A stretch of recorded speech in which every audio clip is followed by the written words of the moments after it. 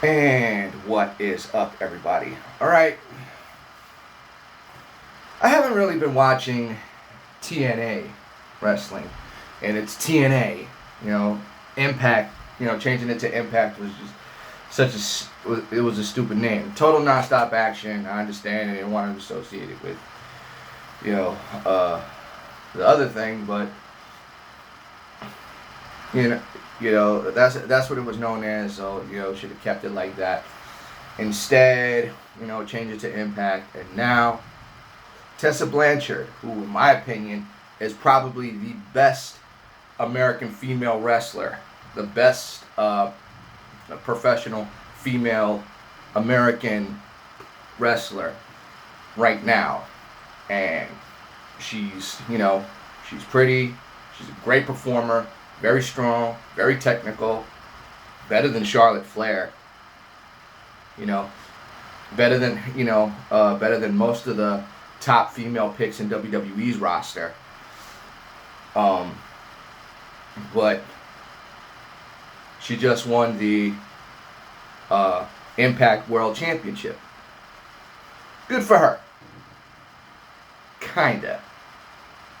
Like I'm not being sexist. I'm not being chauvinistic when it comes to this, because Tessa Blanchard, like I said, best American female wrestler in the world right now. Best American female wrestler in the world right now, period. And won a bunch of different women's titles. For her to decide to win a women's title, okay, fine. I mean, a men's title, fine, whatever. And beating Sami Callihan, he sucks. He's not, he's just this crazy guy who takes these ridiculous bumps. He's not a good, he's not a good striker. He's not a good technician. So that's it. He just sells crazy. He just sells crazy and nothing else. And for her to beat him and become the first ever women's Impact champion, not the Knockouts champion, because the Knockouts was the answer to the WWE Divas, the TNA Knockouts versus WWE Divas, and Knockouts, were way more technical, were actually much better performers than 90% of the Divas. Even when it changed over to the Divas Championship, which is like a dark day in women's wrestling. So Tessa Blanchard being former Knockouts champion, a bunch of other women's titles, and now the Impact World Champion. Okay, great. China was the first female Intercontinental Champion. In fact, there hasn't been another one since. Lucha Underground didn't even have a women's division. They had women. They had luchadores fighting regularly, but they were always going up against guys. And the first female champion that they had was Ivelisse. Ivelisse, who's her style is more brawling. They say it's more of an MMA style, but it's not. And she's a good worker. She's not a really good technician, but she's a decent worker. Okay?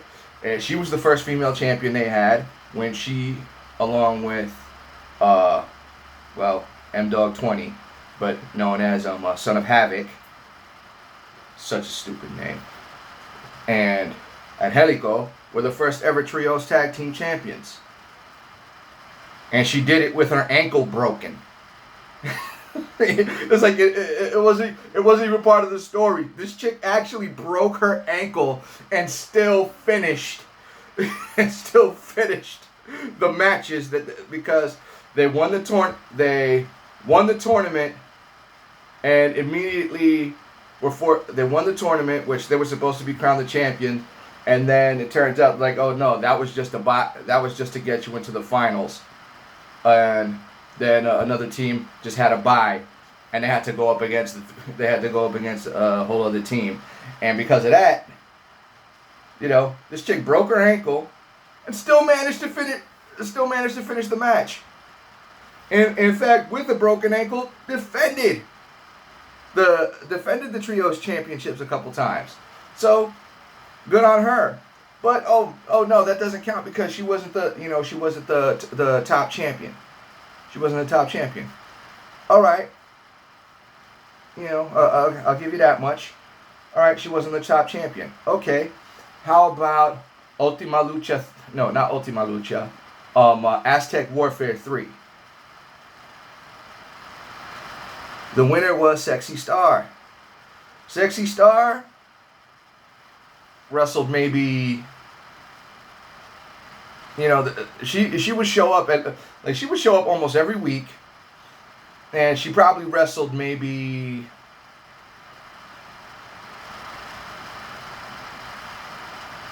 3 females. They had a few females. They had a little bit more than 3 females. But the majority of the matches, she was going up against guys. Always fighting another guy. Majority of her opponents were men. And then she wins Aztec Warfare, which is their version of the Royal Rumble. And she was the Lucha Underground champion. That's it. No, not, oh yeah, women's champion, she was the women's champion or whatever. No, she was the overall champion. And that was her that was the second title that she had. In that company. What is it? The Gift of the Gods Championship. She had won that too. And as a matter of fact, she was the first Gift of the Gods champion to successfully defend that title. Because everybody who had ever won it lost it immediately. If they didn't cash it in quick enough. She actually managed to defend it, I think, twice before finally losing it. And then winding up to becoming the champion anyway. So Tessa Blanchard, good for you. You're not treading on any new territory. And Impact Wrestling, who's fallen so... Oh my goodness. I've said this once. I'll say it again. I'll say it as many times as I need to. Until it's properly acknowledged. TNA, they had probably one of the best matches ever. The 6 Sides of Steel, Samoa Joe versus Kurt Angle for the TNA World Heavyweight Championship. I want to know how much of that was work and how much of that was shoot, because it almost felt like the old UWFI Pro Wrestling Fujiwara Gumi matches. It almost felt like that, a lot of the stuff that they were doing. Obviously certain things you could tell was scripted, but they brought some serious realistic elements into it. And somebody was like, wow, when did TNA ever do this? If they'd have done more matches like this, man, it could have been great. It's like, man, where did they drop the ball? This was their response on YouTube. And they took this video down from their YouTube channel. They had it up there for years. They took it down, I guess because it was too good a match to leave, to just let anybody be able to watch, or the fact that they're, too ashamed of the fact that it's like, we've never been able to duplicate anything like this again. My response to that was, like, how they dropped the ball. I said, they hired Hulk Hogan. Yeah. And ever since that happened, TNA has just, had lost its soul. And even after getting rid of him, they've been limping on ever since. The champions that they've had have been subpar. Some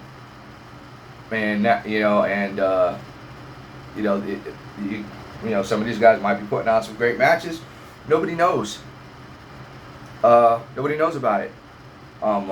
Pentagon Jr., who was, you know, Lucha Underground champion twice. He was Impact champion. Nobody cared.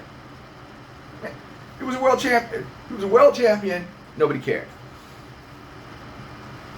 Austin Aries managed to, wins the Impact title for a second time and unifies it with the Grand. Nobody cared. And it sucks because as great as those guys are, it still didn't bring any real recognition to Impact Wrestling. And Impact Wrestling is still limping on. So to give Tessa Blanchard this shot is because you are desperate. That's what this reeks of. This doesn't reek of, we felt like it was time. We felt, trying to be progressive or anything like that. No, you are desperate to get as much attention as you possibly can. And it's sad considering the fact that, like I said, Tessa Blanchard is by far the best female American professional wrestler in the world right now. That I honestly feel that way as far as how she performs and everything like that. I don't know why she's not in All Elite Wrestling. I mean, she showed up in All In, the four-way match that they had, which was a great match, and she comes out on top, and she was Knockouts champion at the time. She was PCW Ultra Women's Champion for well over a year. Okay. I'm like, okay, whatever. It was like, don't know why she didn't, she had, as far as TNA, been there, done that. So why started with a feud with Sami Callihan, who has no business being a world champion? He doesn't. He could have been like, you could have had him as a tag team champion. You should have given him any other title. He is not really. He's television main event. At best he's television main event, not pay-per-view main event. If you'd have left the frickin' Grand Championship alone, if you wouldn't have had this dude, if you would have kept the frickin' television title, if you'd have kept those titles, in decent hands. I mean, frickin' the Grand Championship. I mean, seriously, what the hell was the point of Moose raising the Impact Grand Championship to the status that he held it to the prestige that he held it to the conviction that man held it to, just so you could absorb it into the freaking world title? That was completely unnecessary. Now you got Tessa Blanchard as the title, as the world champion. Why? It's like if they'd have this was a cry. This was clearly a cry of this was clearly desperation. Clearly, Brian Cage, Sami Callihan and Brian Cage. Austin Aries never made. He should have gone to Lucha Underground for at least one season, but no. You had, like I said, you had Brian Cage, Johnny Impact, Johnny Nitro, Johnny Morrison, Johnny Mundo. Also Lucha Underground alumni, and Pentagon, Lucha Underground alumni. So all these guys from Lucha Underground, all of them come to all of them come to Impact, all of them become world champ. Okay, Brian Cage, I'm shocked WWE hasn't signed him. I'm shocked because Brian Cage, his physique is exactly what Vince McMahon, has wet dreams over. He's a phenomenal technician. He's a phenomenal acrobat, despite the fact that he's jacked all to living hell.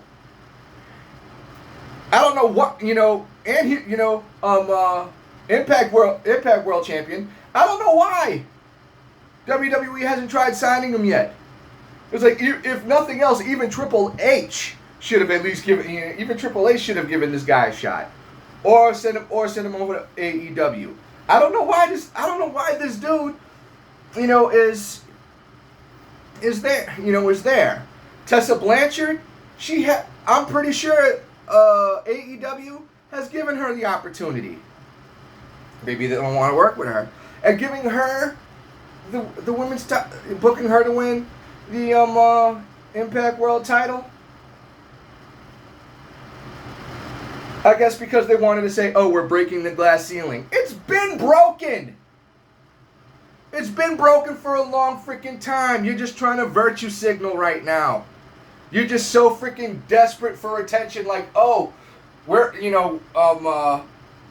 because, at one point in time where you guys used to be relevant, you're like, oh, look, we're, we have a female world champion now. The top wrestler, the champion over all of our company is a woman. Yeah, we're breaking the glass ceiling. Shut the hell up. I'm done talking. You guys have a good night.